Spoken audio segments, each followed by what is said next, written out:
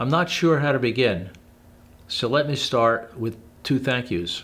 First, to the March of the Living for this great honor.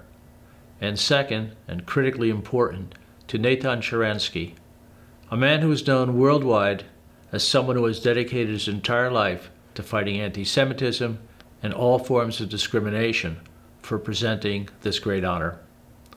I know this Hanukkah menorah bears my name, but it truly should bear the names of the fellows, students, advisors, and everyone who has worked on behalf of the Center to make whatever contribution we have made in the global fight against anti-Semitism, racism, and all forms of discrimination and acts of terror against communities of faith possible.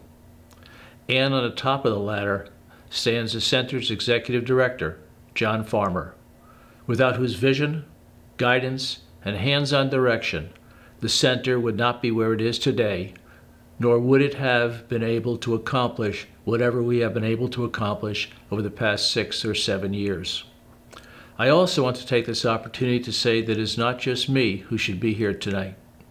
It should rather be our entire family, starting with my wife Carol, who has stood with me and taken every step I have taken over the many years we have supported and defended our people in the fight against anti-Semitism, as well as in opposition to racism and all forms of discrimination. And in addition to my wife, our children, and I'm thrilled to say grandchildren as well. All of our efforts in support of the Center have been taken through our family foundation, where our children not only serve on the board of directors, but are senior officers. This has been done because we realize the fight against discrimination has been waged for generations, and I'm sad to acknowledge will continue long after my generation can no longer carry on the battle. The words of Daniel Jonah Goldhagen in his book, The Devil That Never Dies, are as true today as when he penned them many years ago. The devil, after a period of relative quiescence, has reappeared, flexes his muscles again, and stalks the world with ever more confidence, power, and followers. The devil is not a he, but an it. The devil is anti-Semitism. If there was any question at all about the state of anti-Semitism, racism, Islamophobia, and other forms of discrimination and terrorism against faith communities today, globally, one has to look no further than what is happening in Europe and, regrettably, right here in the United States. Right-wing extremism and the rise of neo-Nazis is taking place in many European countries, including Poland, the very site of the extermination camps Auschwitz and Birkenau, where each year the International March to Living leads thousands in a march to make sure the world never forgets the Holocaust and that the words "never again" will mean never again.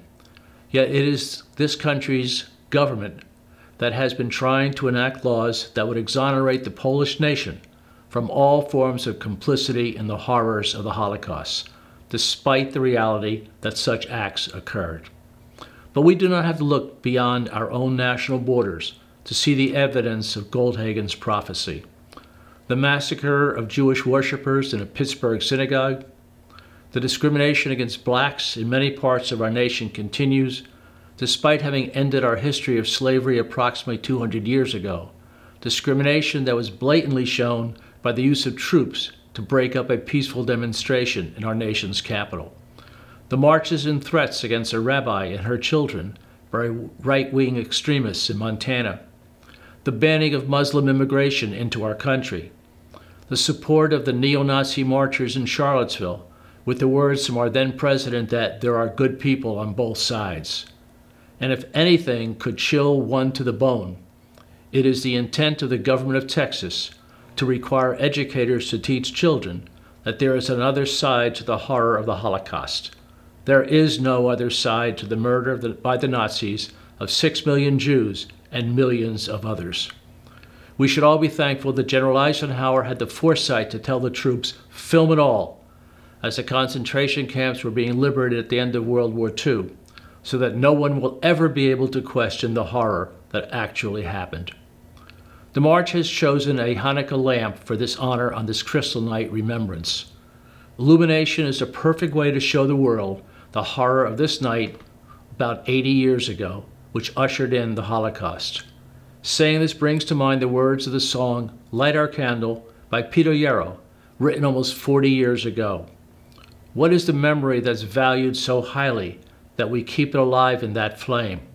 What's the commitment to those who have died that we cry out they've not died in vain? We have come this far always believing that justice would somehow prevail. This is the burden. This is the promise. This is why we will not fail.